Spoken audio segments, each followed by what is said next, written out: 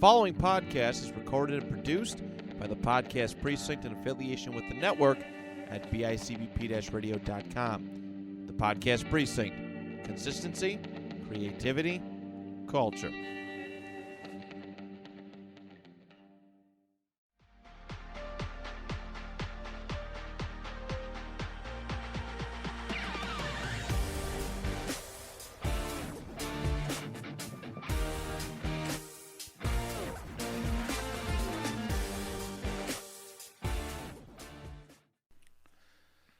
Hello, and welcome to the Sci-Fi Update. I'm your host, Tony Harper, and I have in studio with me as my guest, Joe Pfeiffer. Hi, everyone. All right. And as usual, we're going to start off with the news. So, Star Wars has announced a new game from Lucasfilm Games and Skydance New Media. They just haven't decided what it will be about. They're looking at a possible Jedi Order sequel or even Knight of the Old Republic, a new Knight of the Old Republic game. I'd love another Knights of the Old Republic.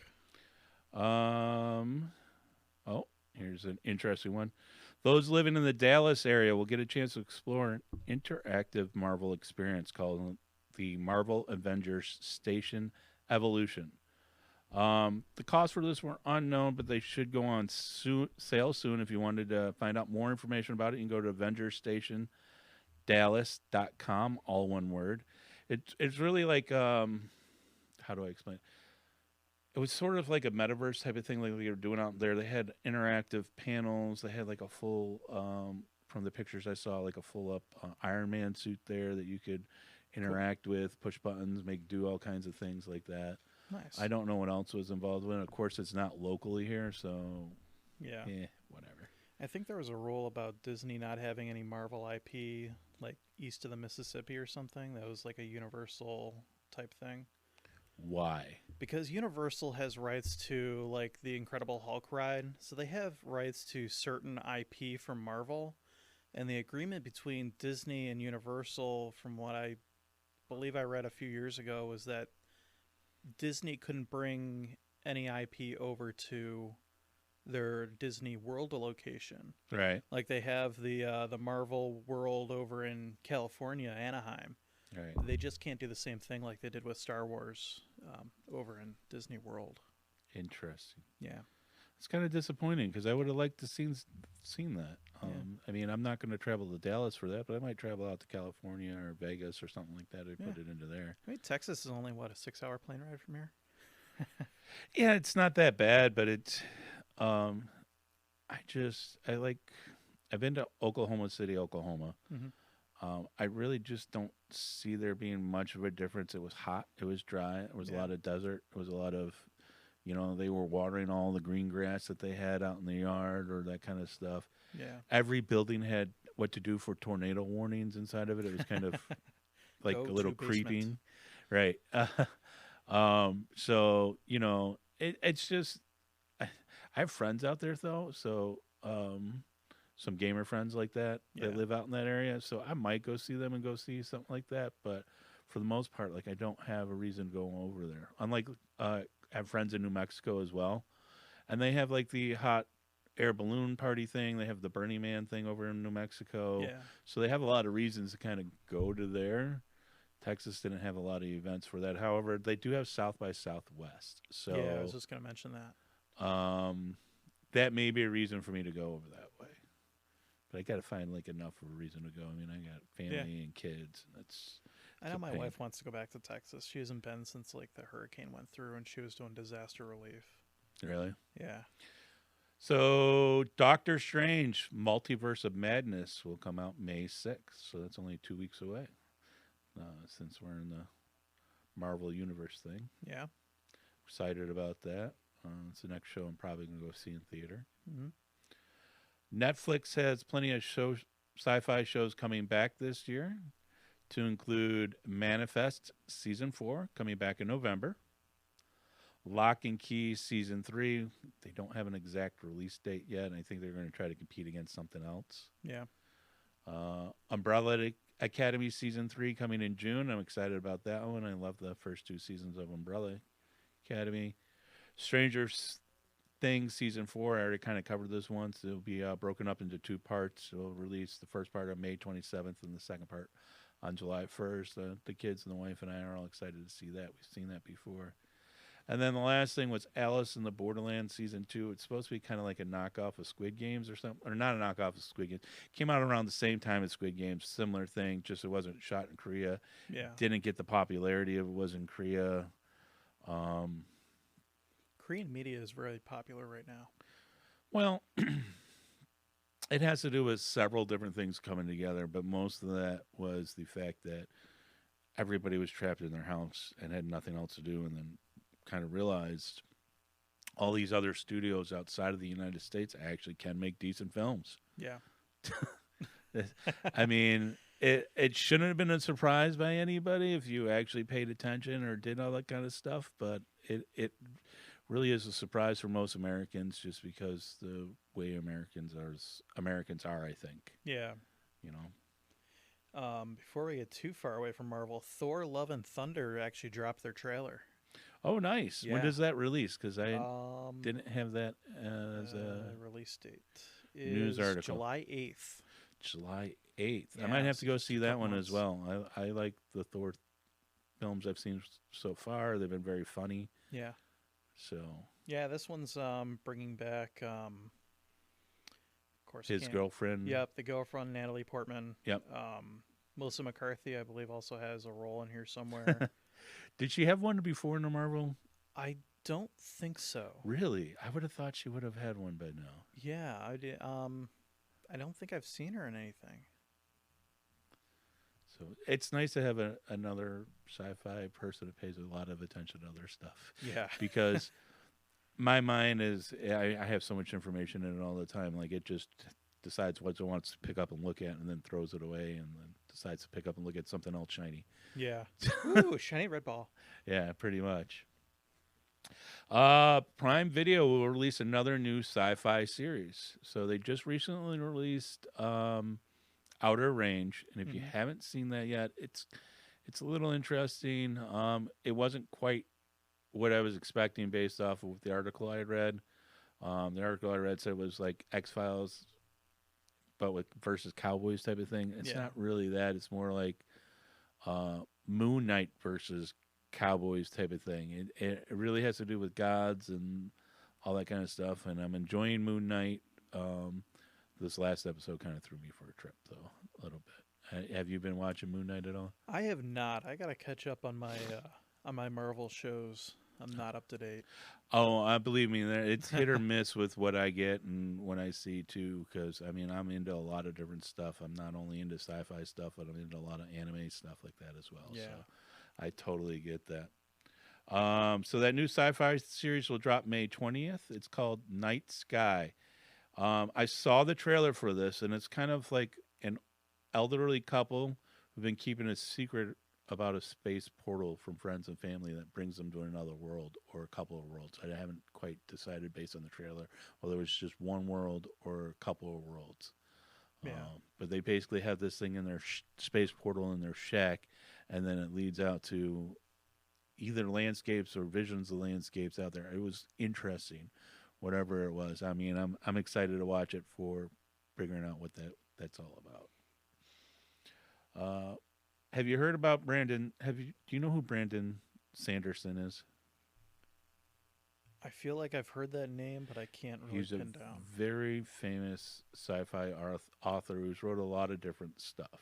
I'm trying to think of what his most recent book is, but like Way of the Kings, I believe he wrote, and a bunch of other just phenomenal sci-fi stuff that I read from him. He decided to do a Kickstarter campaign for his next set of books, and not use a publisher at all. Wow. His campaign ended on the 30th. Guess how much he raised by the end of his campaign? $30 million. $41.7 million. Oh wow. I thought That I'm went pretty sure I lowballed on 30.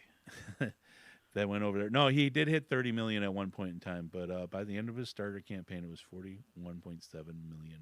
Good for him. Maybe that'll kick off a lot of other authors. Just Well, you got to remember self-publishing. he's already got a fan established. base. He's got established. He's it's a different story. And what you were buying from him was basically his next 4 set of books. For like Yeah. $40, you get the next 4 books that he was going to create once every 3 months on a digital download, or you can get the hardcovers for like $80, or if you were early, or 120 now, or something like that.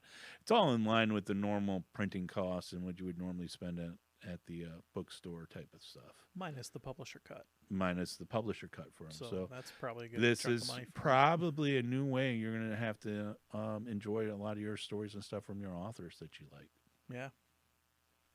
Lego's Star Wars game became the largest Lego game launch in history, with 3.2 million downloads in the first 2 weeks. That's pretty good. So, Yeah, I know a couple of coworkers who play that game. yeah, They're I enjoying got a it. lot of my gamer friends that are on there playing. I see them playing, and I'm like, I just dropped $60 on a game last week. I got to wait at least a little bit longer before I drop another $60. Yeah. I bought Tiny Tina's Wonderland here off of some friends' review, and I've been enjoying that one quite a bit. Nice. Star Wars Luke Skywalker Landspeeder collection set is being released by Lego in their Ultimate Collection series. It is 1,890 pieces. It's a fairly big size unit, like 50 inches long, and or 9 inches, 50 centimeters long, and like 17 centimeters tall, type of thing. But it's still going to run you some money, Oh, I'm sure. $200. Yeah. It's got That like sounds about right. 1,890 pieces in it. For My guess was $200. 250, but And the last thing I'm going to show in there, and for you who are watching me on YouTube, you'll be able to see this. So Tron fan converted his C8 Corvette and transformed it into a thing looks like it drove straight out of Tron. Mhm. Now, he didn't use like neon lights and that kind of stuff. He used the photofluorescent light stuff. So yeah, basically the sun hits it and then it has that glow after dark type of thing. well, that's cool. So I think it's street legal, but I'm not 100% sure how it is street legal. I mean, I had an article in one of my first couple episodes where a Mad Max fan Mhm. put a big blower on his and all that kind of stuff, ended up getting a $250 fine and told he had to take it off his car because it wasn't street legal. So before you Yeah. make any modifications to any of your vehicles, no matter how big of a fan you are, Yeah. make sure it's street legal if you're going to drive it around. If you're just going to leave it in a showcase, it doesn't really matter. Yeah. Right. Check up with your state's DMV for more information. So the news was a little light this week. I just didn't run into a lot of news articles out there. I didn't have as much chance to look at the news as I usually would because of a lot of demands from work, and we don't discuss work on the podcast. I just leave it alone on that. So our meat and potatoes of this episode is going to be basically surprising Star Trek actors or cameos, or at least some people you didn't even realize were on Star Trek shows. Believe it or not, my next couple episodes are going to be Star Trek based. I have my wife's friend who's a big Trekkie as well. She's going to come on, and we're going to talk. What did she tell me to talk about? It was Trek based. Oh, that was what it was. How Star Trek influenced the world. That was what we were going to talk about. All right. All right. So I'm going to turn it over to my guest here to have his first pick of what he would like to discuss. What is one of his surprising actors or actors that people wouldn't have known? Oh man. I mean, we have musicians, we have actors from TV shows. Let's start off with an actor. An actor. Okay. How about we go with Kurtwood Smith? What did Kurtwood Smith play in besides Star Trek? He was Red in That 70s Show. He also did a Oh, yeah, cameo. that's who he was. Yeah, because Yeah. I was trying to picture who he was. Yeah. All right, Um, yes. How many episodes was he in? He was actually in 4. Because I remember looking him up, and he was in a few of them. Yeah, so his first one was in Star Trek 6 Undiscovered Country. He played right. the United Federation president. All right. The second was Thrax in DS9 Okay. in Season 5. He was Anorax in Star Trek Voyager. for 2 episodes, and he was Klar in Star Trek Lower Decks, which is their more recent animated Oh, series.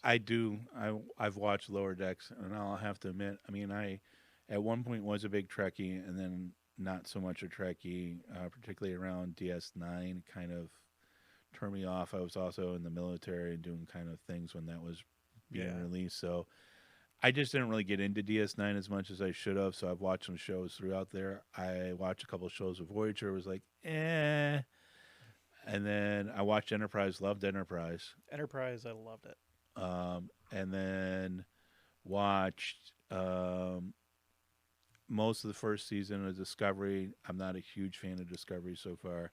I haven't watched it at all. Most of the first season of Picard. Liked it until the last episode, in which the androids decide they're going to destroy the humans yet again, and it kind of was pissing me off. I'm like, I don't think that would be the way it would go, but whatever. And I just stopped. Why do So, the androids always try to kill the humans? well, it is because that's one of the human's fears. It's one of our greatest fears that would happen. Is then we're going to be replaced by a better version of something that we can do. This actually will lead into, because that wife's friend, her husband, and I talk a lot of sci-fi as well, and he's an engineer. I forgot for what company, but he really delves into the science side of stuff, and he really predicts a little bit of a dystopian future for us, just because finite resources and how it's going to work. I mean, Yeah. people have been predicting that for a long time. Science has been predicting that for a long time. I pretty much feel that science has its own religion, and that's the dystopian future of humankind, Yeah. as much as they're against religion. I'm sure sci-fi as a whole probably doesn't help with the whole. Well, no, sci-fi, I think, does a lot to highlight these problems that come up for the humans. I think it does a lot for influencing where we spend our technology, or good sci-fi does that, where we Yeah. spend our time trying to fix the problems as they come up. It points out problems that we should pay attention to. That's why I love Gene Roddenberry's Star Trek. Yeah. When it came out, particularly Star Trek Next Generation, that was a large part of what it was. And Next Gen hit just as my formative teenage years. So loved Next Gen, you know. So let's start with, for me, Dwayne "The Rock" Johnson from Star Trek Voyager. Yeah. You know, he wasn't the only WWE star to go on Star Trek. No, who else? It was Paul Big Show Wright, was an Orion slave trader in Enterprise. Oh, nice. Yeah. Nice. My wife's favorite actress, Kirsten Dunst, played in Star Trek Next Generation as a child. Yeah, before she did the upside down kiss with Spider-Man. That's what she's famous for. Yeah. Absolutely famous for. It's that's what, yeah, my wife fell in love with her as an actress for, type of thing. Yeah. Loves Spider-Man too. Who's your next one? I'm gonna have to go with Peter Weller. Oh, Peter Weller, RoboCop himself, played John Frederick Paxton in Star Trek Enterprise. He was also more recently Admiral Marcus in Star Trek Into Darkness. okay, nice. Everybody know that their favorite Seinfeld character, Jason Alexander, Yep. came into Star Trek Voyager. He actually played in a couple different series. I thought, was he just on Voyager? From everything I saw, it was just Voyager. Oh, all right, but he was in a couple episodes on that, for right? I think it was just one. Dang it.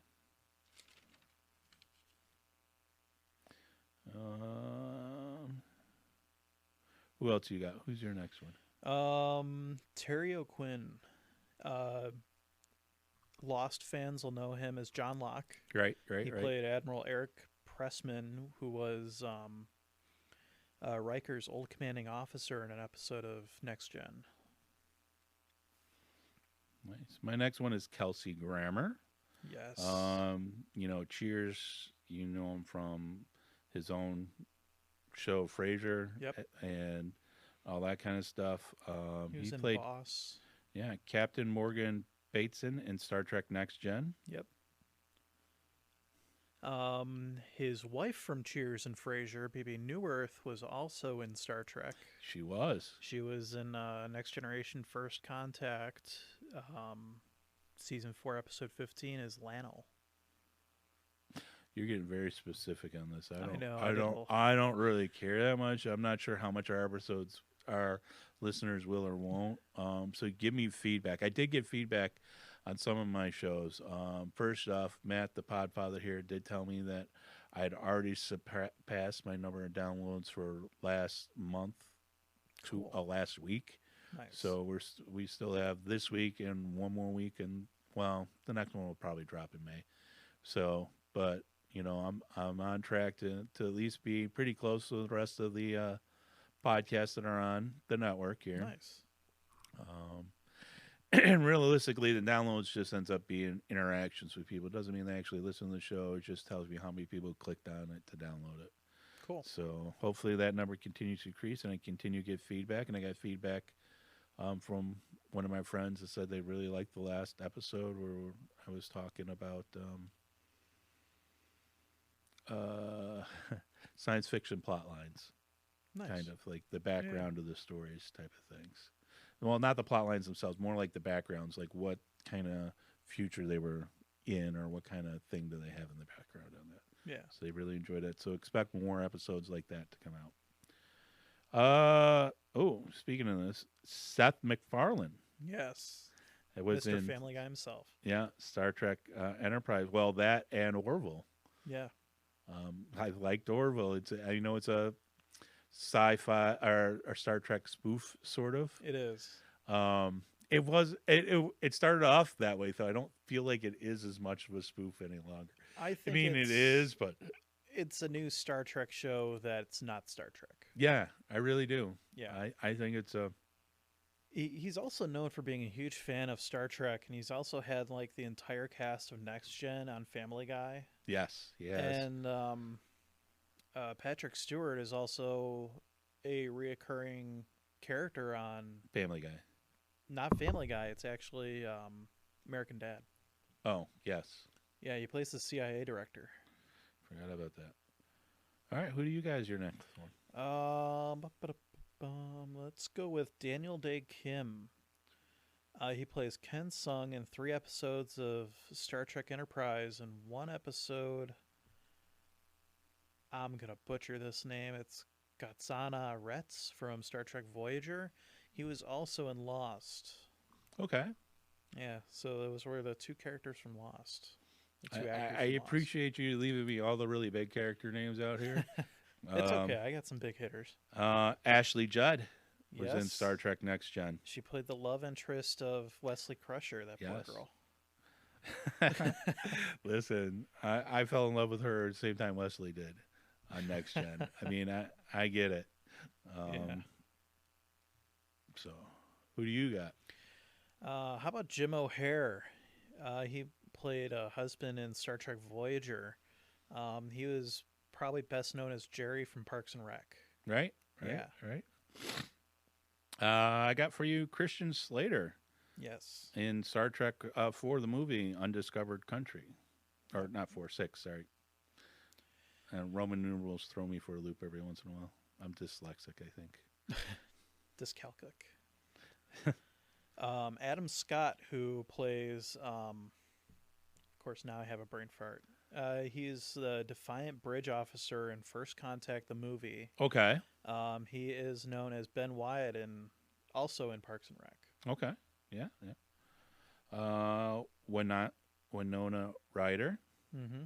in the new Star Trek came out in 2009. Yep, she played Spock's mother Yep. until she fell off a cliff. Amanda Grayson, yes. Until to be fair, the planet was imploding. It wasn't a cliff. Yeah, pretty close to a cliff. The cliff just got a lot shorter. Jeez. Star Trek can be dark too, kids. It can be. It can be. All right. What do we got next? Let's go Abdullah II. He was a science officer in Star Trek Voyager. A a lot of people probably don't know this, but he's the King of Jordan. Yeah. And this is his only acting credit. I did, when I was looking up, I did see that. I was like, wow, that'd be interesting. Yeah. So I'm I glad told you I had brought big it up. hitters in here. No, you did. So Bane from Dark Knight, right? Played Yes. Mr. Tom Hardy himself played a Romulan clone of Jean-Luc Picard Yes. in Shinzon. Star Trek Nemesis. And right beside him was Ron Perlman. He played the Viceroy for Shinzon. Right. What is Perlman famous for again? Pretty sure it's Hellboy. Yes. Yeah. Yes. Hellboy. I knew it was. It's like I know that name, and I'm just trying to put Yeah. it to the face. So Back to the Future, Christopher Lloyd played in Christopher Star Lloyd, Trek yeah. 3, The Search for Spock, as Commander Krudge, Yep. male Klingon officer. And if we're gonna stick with Klingons, let's go down to Christopher Plummer, who played Chang Yes, he did. a couple movies later. All right. How about Brian Singer in Yep. Star Trek Nemesis? He's basically just an unnamed officer on there, and it was just his first cameo in it. Yeah. He is the film and director, or TV director. Mm-hmm. So Um. I just want to list what he was famous for. Oh yeah. James Cromwell. He had. It says here like 4 different roles in Star Trek. He was the Prime Minister in Next Generation. Prime Minister Nayrok. Okay. Jaglum Shrek in 2 episodes of Next Gen. He was Hanok in DS9, and a lot of people probably know him best for in Star Trek as Zephram Cochrane, the creator of warp technology. Yes, that is And- where I know him Yes. That was in First First Contact, Contact. and also an episode of Enterprise. from. Yes, Yeah. he was in an episode of Enterprise as well. Yeah. Terry Hatcher. Yes. You're leaving me all the older actors too. I'm starting to feel old here too. James Cromwell's pretty old. Yeah, well, yeah, I know. She plays Lieutenant B.G. Robinson in an episode of The Outrageous Okona in Star Trek Next Gen. Yep. A lot of people would know her as one of the Bond girls from Tomorrow Yep. Never Dies. Yep. From the Bronson era of films. And also from the Bronson era of Bond films, we have Famke Janssen, who plays Kamala in Next Gen. Right. She actually plays like an alien that gets all the males like under her influence. Right. So the same Kind thing of like she a did in Bond. Supplicus. Yeah. Yeah. Yep. Exactly. Right. Sarah Silverman played in Star Trek Voyager. Yep. She played in 2 different episodes, Future's End and Future's End Part 2. Yep. Ken Jenkins plays Dr. Paul Stubbs in Next Gen. A lot of people know him as a different doctor in Scrubs. Right. Iggy Pop played in Deep Space Nine. Ooh, we're getting into the musicians. We are a little bit here. Well, I'm going down the list here since you're not naming anybody that's on this list so far. I'm just going down the order that the list I had was going on. I kind of rearranged it a little bit. Well, I get that. I don't think I'm going to get hit up for copyright here because I'm not saying. Well, we're also anything. not making any money off of it. So. And yeah, that's true. He played in Deep Space Nine episode The Magnificent Ferengi. Season 6, episode 10. There you go. The godfather of punk himself. Mick Fleetwood, probably best known as the drummer from Fleetwood Mac. Right?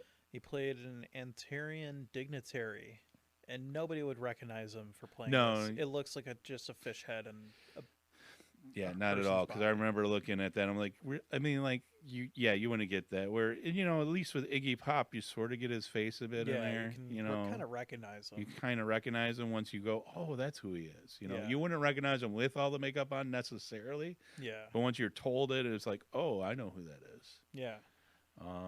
There's 2 more musicians that I found. All right, who do you got? I'll let you go with those before I go to the next. I have Tom Morello, who is Rage Against the Machine's guitarist.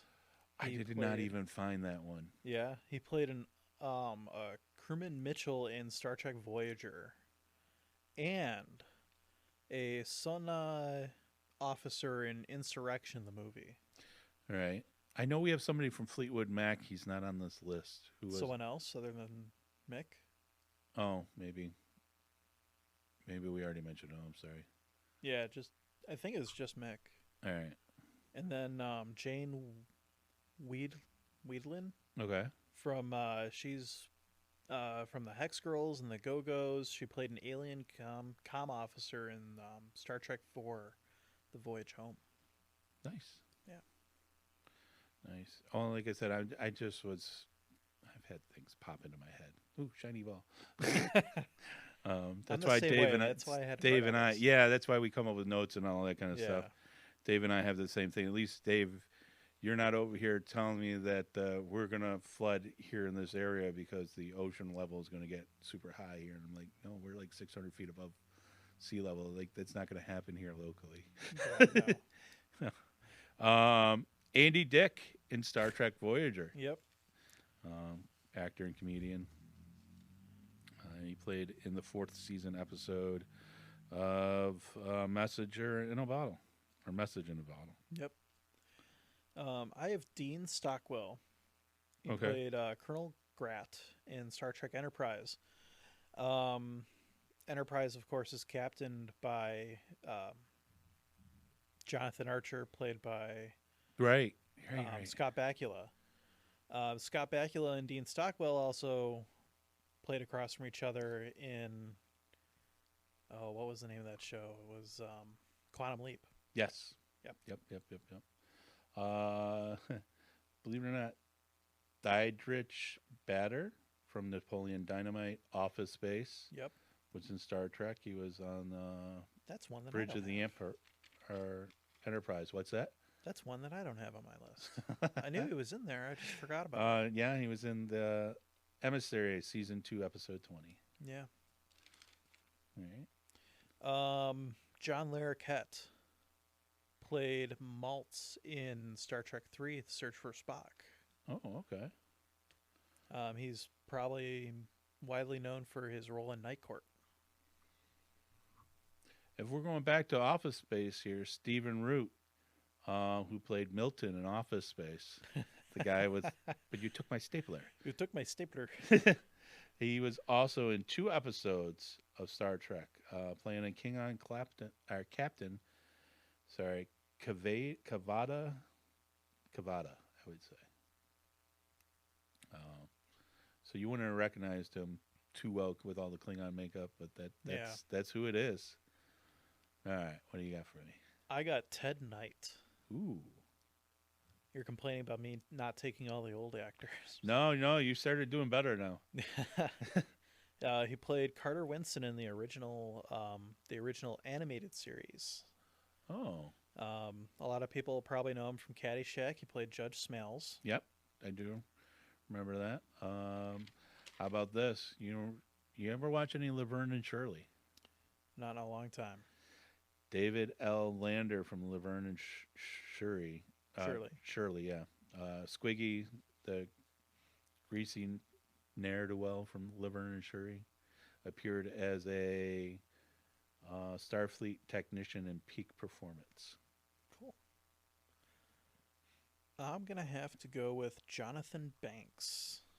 He played Shal La in DS9. He's probably more recently known for his role in Breaking Bad and Better Oh. Call Saul. Yes, Yeah. I do remember when I was looking up that one. All right, here's one. Did we mention Christopher McDonald? I don't think we did. From Happy Gilmore. No, we have not. So the Happy Gilmore's nemesis Yeah. is in an episode of Shooter McGavin. Shooter McGavin is in there as a Starfleet lieutenant in yesterday's Enterprise from. I wish I knew which series this was. Next Gen. This is all Next Gen cameos. Well, speaking of Next Gen, I have Bob Gunton. He played Captain Ben Maxwell. He was the warden from Shawshank Redemption. Right.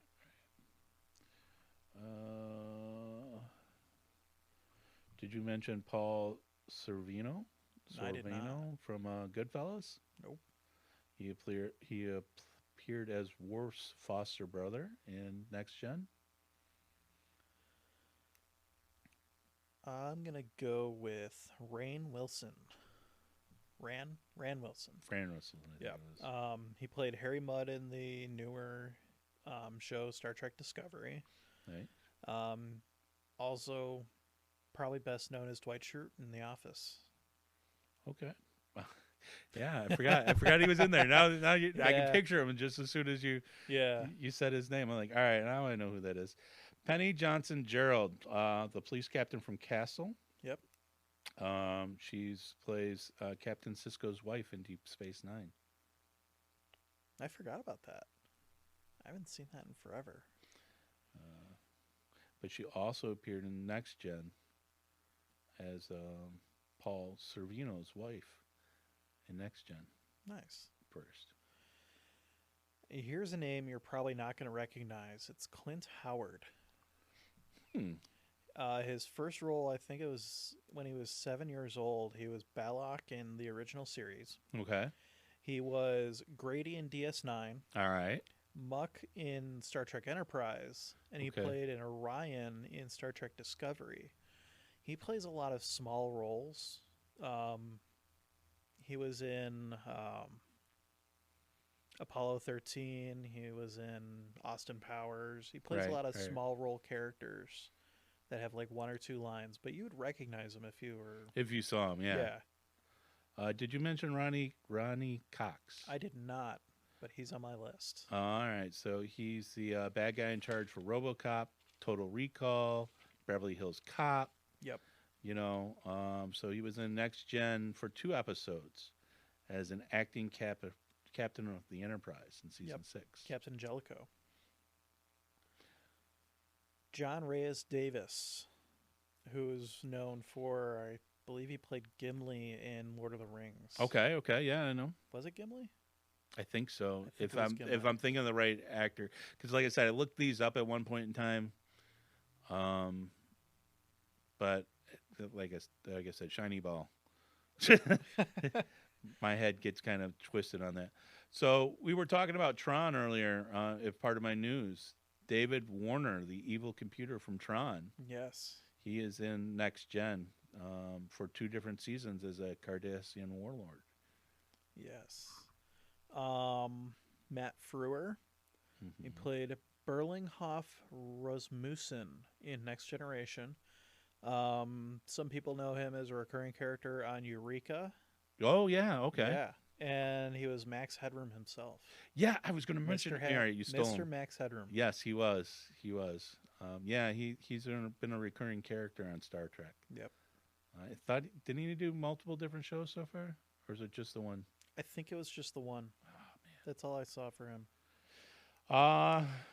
Did we mention Thomas Capacci from Catch Me If You Can? No, we did not. All right. He's again not one of the most famous celebrities out there, but he's in Next Gen as a Romulan and a hologram. He's in 2 different episodes of Next Gen. Nice.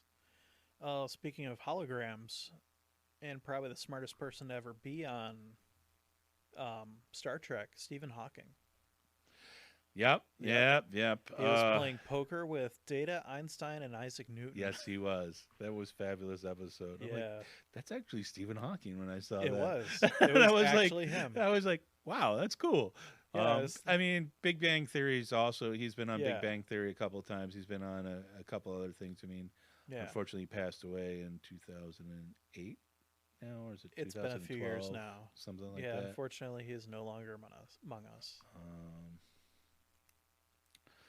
But our next one is Ray Walston from Popeye, Mm-hmm. and everyone's favorite Martian. Again, an old guy. You didn't mention him already? Did I don't you? think so. No. He was in Groundskeeper in Next Gen and on Voyager as a groundskeeper as well. Typecast. Right?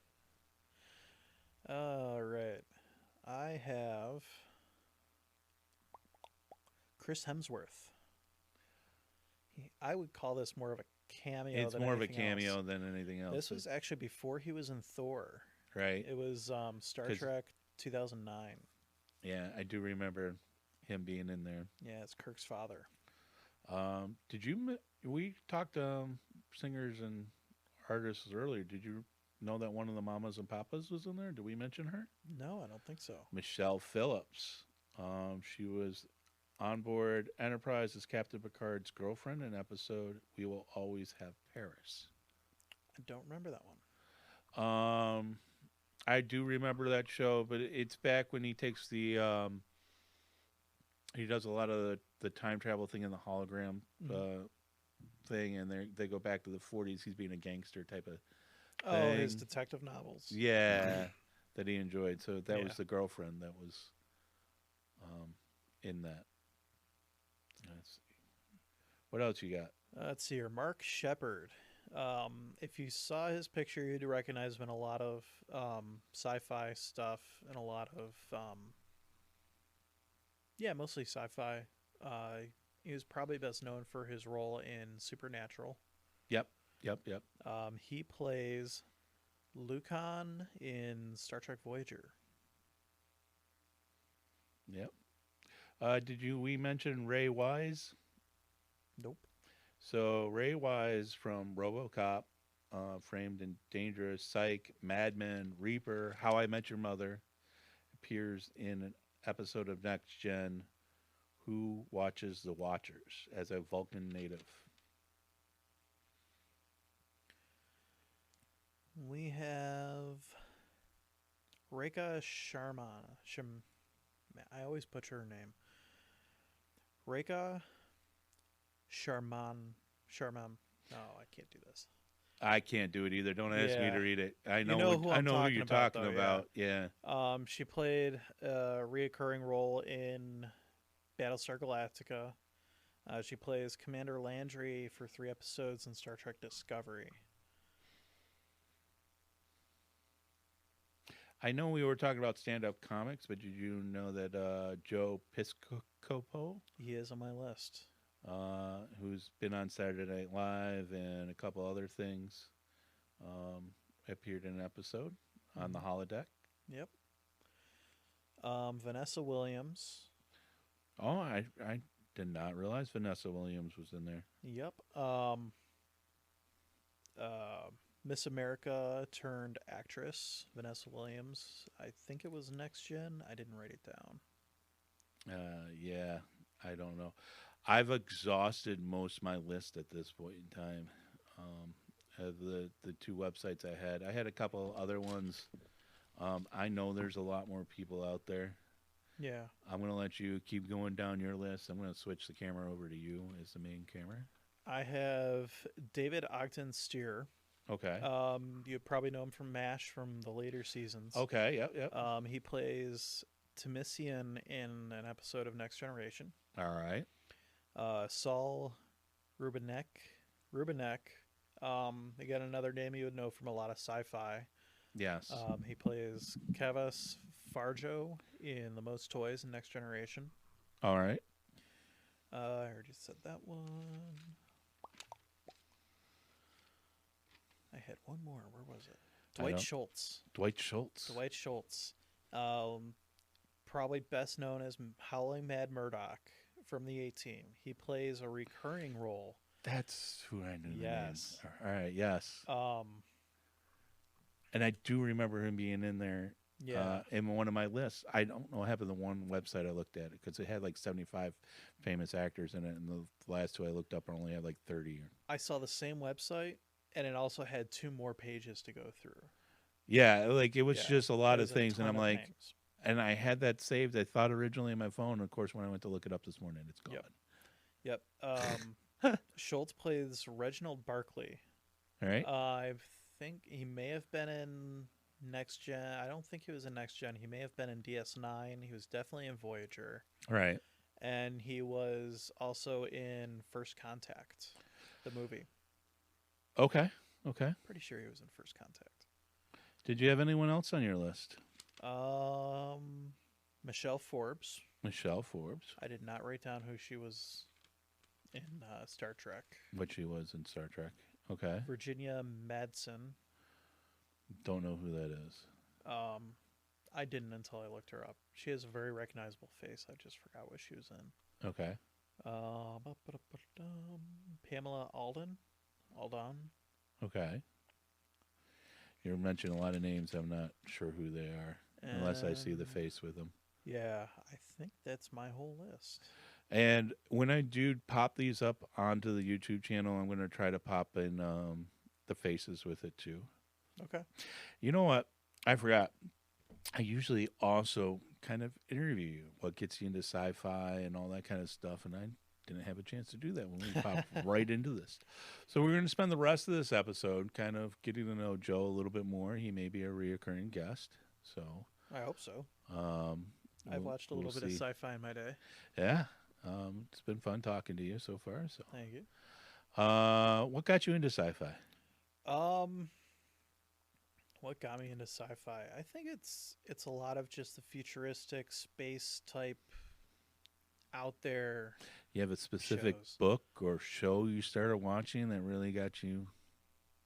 I think the first thing I ever watched in the sci-fi era was probably Star Wars Episode 5.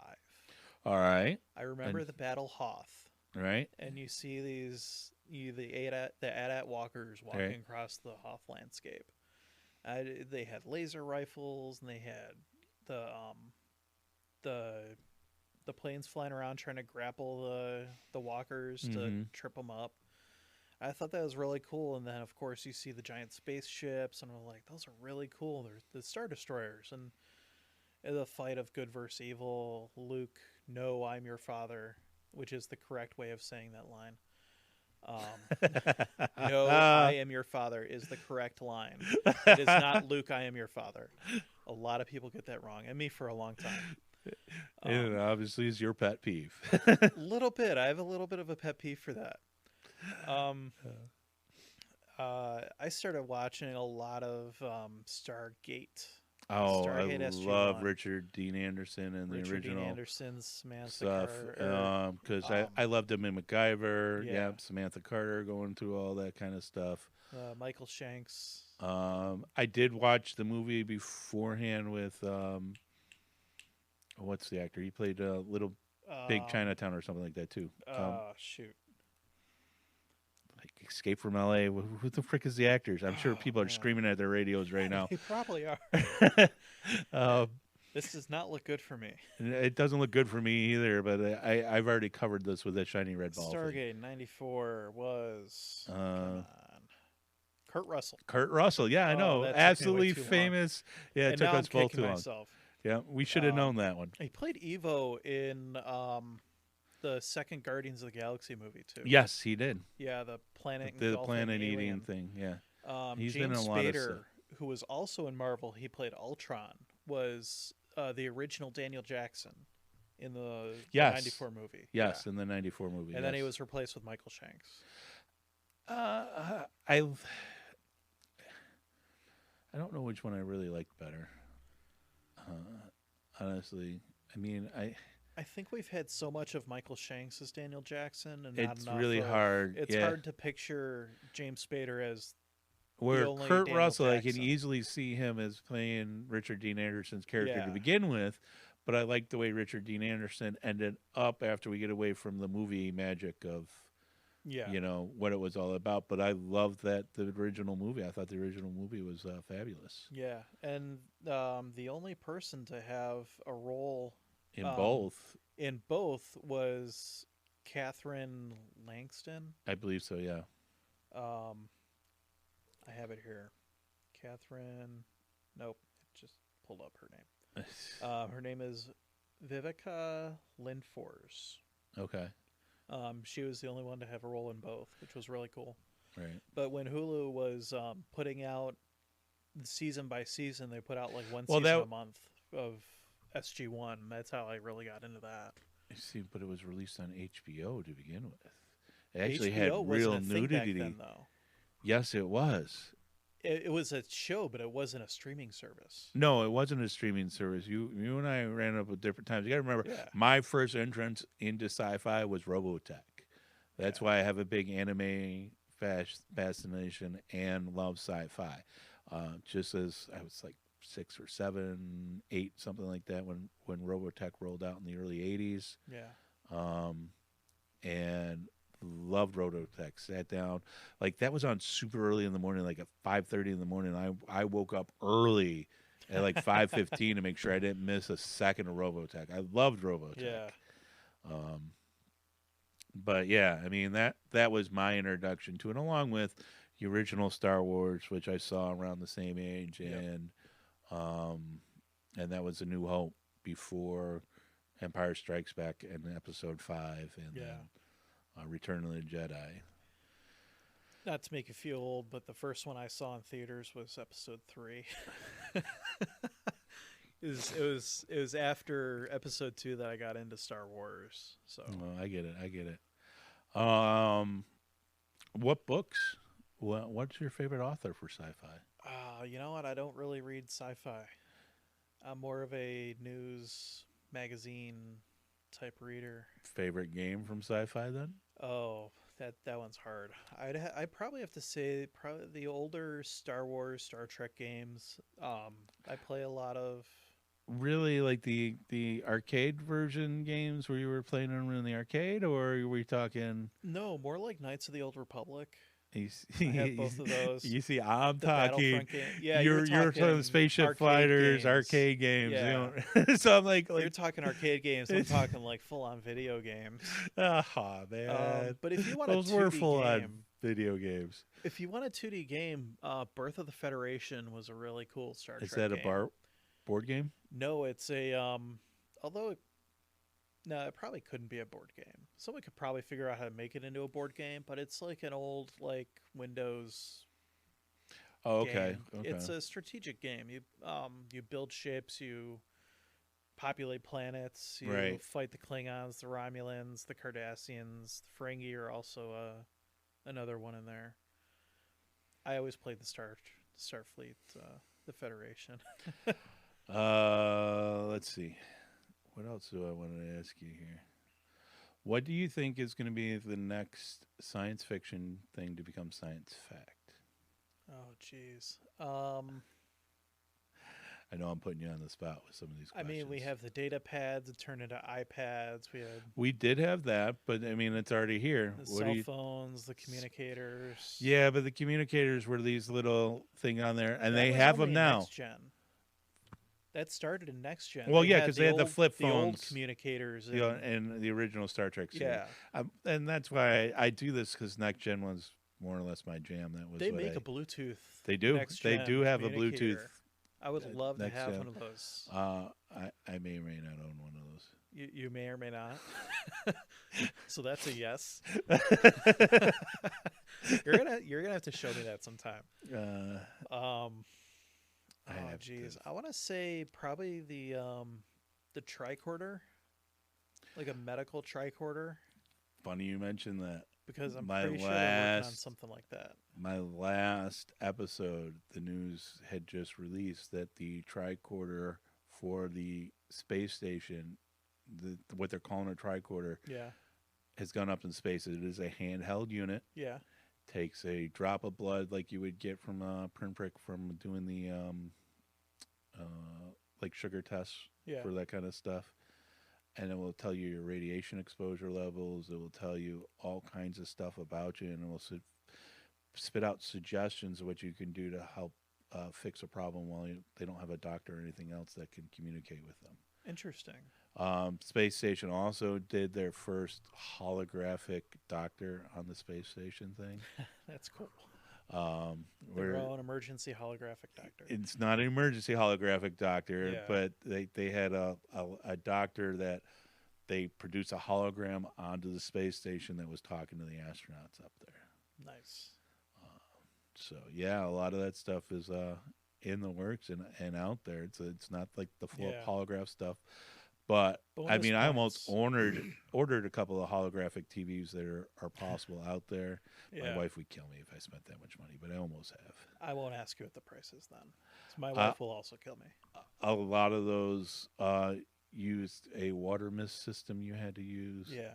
and then the laser shows, and by the time you get everything set up to do some of that Set stuff, up and calibrated. You're looking at yeah. tens of thousands. No, they actually have dropped. There was a Kickstarter campaign not too long ago to create one that was in a small 6x6 box type of thing. Oh wow. And it was a literal hologram that you could walk around with type of thing, but it was no bigger than like you remember the Windows paperclip thingy. Yeah. It was no bigger than that was across the screen Oh a wow. lot of times, but you could make it whatever you wanted, like a dog, a robot, I a miss human Clippy. face. I miss having the little you miss Windows Clippy? paperclip. I always forget. called him I forget Clippy. you guys called him Clippy. Because He was a paperclip. I know he was a paperclip, and I didn't bother to name my paperclips. I mean, that was like cutting edge technology when I was in school. I know it was. That was- You know what was cutting edge technology? Having a computer when I was in school and writing in BASIC. I have a computer from 1976. It runs Windows 2, and it still works. Nice. It's a Zenith Data Systems computer. My wife, 128 kilobyte RAM. yep, my wife would love for me to ditch it because it takes up too much room, but Don't ditch I'm that. never ditching it. All right. It's my baby. I'm sure. Whatever cool sci-fi toys you got. And we might have to get together and do like a sci-fi toy thing eventually Sci-fi too. toy thing. I don't think I have that many sci-fi toys. Well, that's not science fiction. It's real science. The original computer, but still. Like old technology, that kind of stuff. Yeah. I mean, you still have a rotary phone. At least you're old enough to know what one of those are. What's a road? No, I'm kidding. Fuck off. I was about ready to throw my phone at you. Careful, you might hit one of the cameras. Ah. Oh no. I don't really think I have that much old technology. No? What? I think it's just the computer. It weighs a ton though. Any new exciting sci-fi shows you want to see that's coming out? I want to catch up on the Star Trek shows, Picard, Lower Decks. The Orville season 3 is coming out. Yes, it is. I did mention when it was coming I out on think an earlier it's- episode. Yeah. Also, Strange New Worlds, I think, Yes. releases this week. Yeah, it's very soon. If not this week. It will be this week. Like, this episode won't come out until Tuesday on the air, even though we're recording today Mhm. on Saturday. But, you know, I think on Friday, Wednesday or Friday this week is when Strange New Worlds drops. On, what's it dropping on again? Paramount Plus. Yeah, Paramount.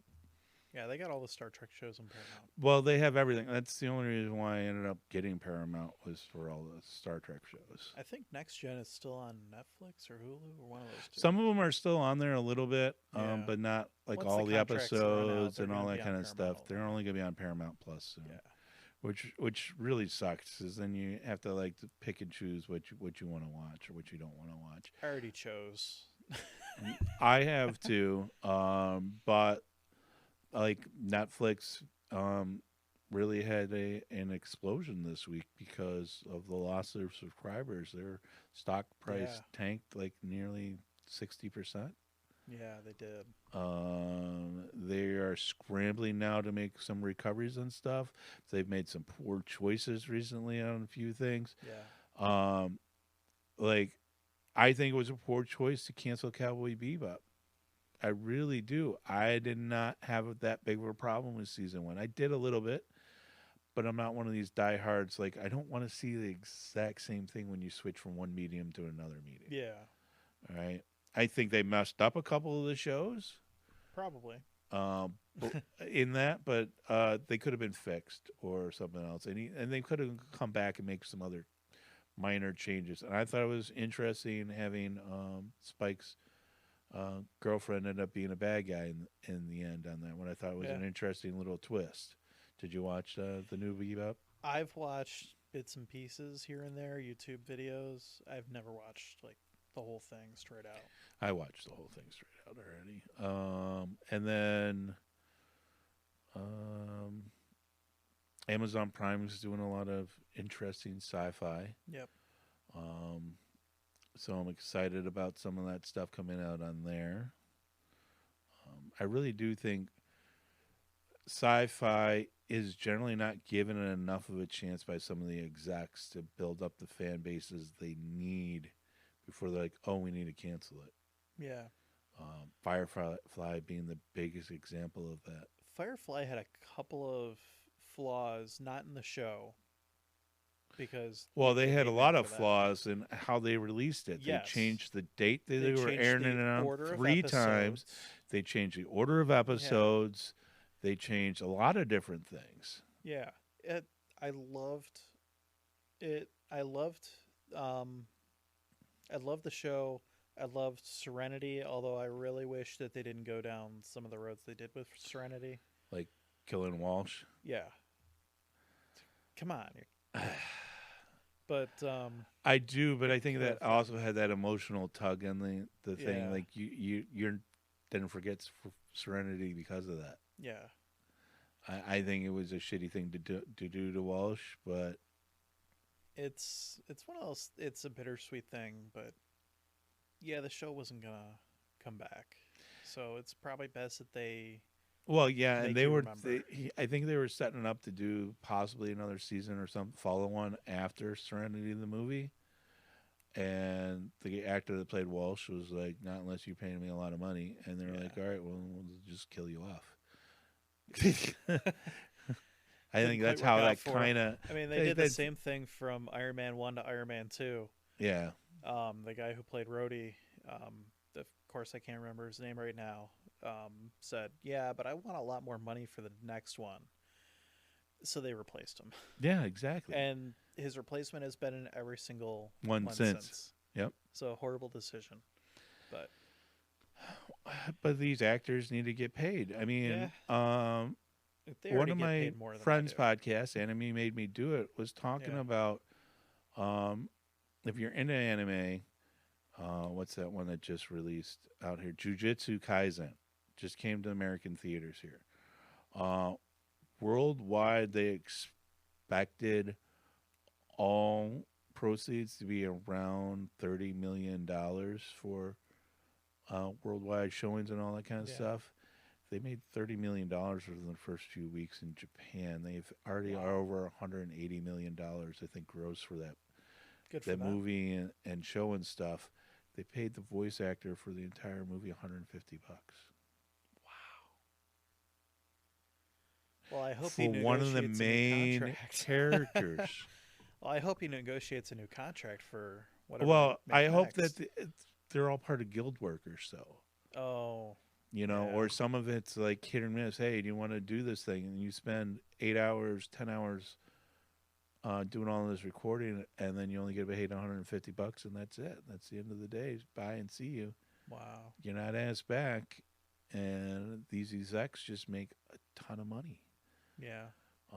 So I just expect some of those changes to happen. I mean, this is the same thing that's happening throughout a lot of your society right now with minimum pay wages and all that. What happened when we brought everything up to the level? Well, nobody got McDonald's paid started, more in the charging middle more. class or anything. Everybody else is charging more for Yeah. everything. Everybody else ends up making less on an average level. Yeah. And what happens to the big fat cats? They just keep making more and more money, Yeah. laughing all the way to the bank. Yeah. That's big picture stuff. Well, it's a system that's rigged. It's what sci-fi is all about, though. It's about doing these big picture things and how do we make them work for everybody. Yeah. Good sci-fi takes that and does that. That's why I loved a lot of Gene Roddenberry stuff. Did you ever watch V? I did not. Another one of Gene Roddenberry. I think it was Gene. Maybe it wasn't even Gene Roddenberry at the time. He was involved in so much stuff in the 90s, though. But V, late 80s, was a alien race not exactly invading Earth, we should Yeah. say. We come in peace, There were a bunch of lizard men that dressed up like humans for a while, and then they were like, we're figuring out whether or not we can take over the entire planet or not with these people on it. Yeah. Type of thing. So it wasn't an initial invade the Earth type of thing, but it kind of was, and it was kind of a lot of backdoorsy stuff, and they were seeing kind of like War of the Worlds type of thing, whether the bacteria and all that kind of stuff was going to affect them and all that stuff before they made an attempt to take over the planet. It's probably good information to have before Yeah. you take over a planet. So, all right, guys, I think we're coming to the end of this episode here. I hope it's around an hour. That's where I like to keep my podcast at. Yeah. Thank you again for listening. Keep the likes and shares. Give me feedback. Give me feedback to my Facebook page or YouTube channel. Those are the ones I check the most. I do have a Twitter. I do have Instagram, but I have no idea how to use Instagram. So I think I've posted one thing on Instagram, and that's been it. Twitter has been seeing a lot of the dead birds out there as well. I haven't been hitting that up as much, and I'm sorry. Maybe I'll try to hit that up a little bit better for you guys again. And then you can email me at the sci-fi update at gmail.com. Give me that feedback. Let me know what's going on. Let me know what you guys want to hear. What episodes you're excited for coming up, if anything I've talked about. Thanks again for listening. Have a good night.